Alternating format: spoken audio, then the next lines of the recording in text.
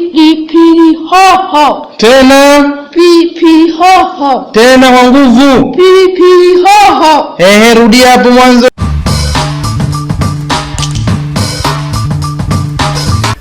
Ni aje watu wangu, karibuni sana.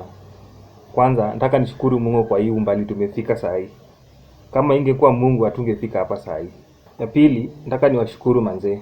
Tumekuwa na nyinyi since tuanze hii stuff mpaka saa hii. Be blessed manze. Mmekuwa watu wangwana sana na washukuru na Mungu atawabariki sana. Kwa story ya leo tunaongelea Bahati na Diana. Hii wiki kumekuwa na story mob sana. Mara Bahati ameachana na Diana.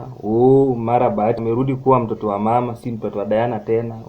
Mara Bahati sijui amefanya nini. Hiyo story ilifanya hadi Ringtone akaingilia kati. Sikie muone. Kuna watu nasikia wananiwekelea hapo, wanasema Ringtone sijui eti jana eti nilikuwa na bibi ya Bahati Diana. Mimi nataka tu niseme ukweli ni kwamba Diana alinitafuta for advice na nikamwambia arudi kwa Bahati. Nikamwambia hii town kupata bwana ni ngumu. So nilimwambia Diana wewe rudi kwa Bahati. Na Diana rudi kwa Bahati. Hii mambo tumeanza kusikia drama. Mimi sitaki kuwekelea nimenyang'anya Bahati bibi. Siwezi taka bibi ya Bahati mimi. Kumbe ilikuwa ni kutupima ili watoe song. Hebu sikia.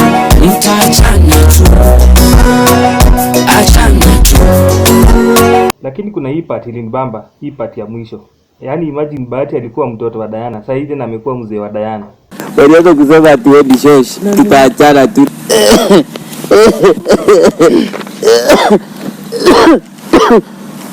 Nini? Unaenda? Nimejua sasa hii nikitaka kutoa song, naenda naambia watu tumewachana. Tumewachana. Tumewachana. Hadi sina mtu.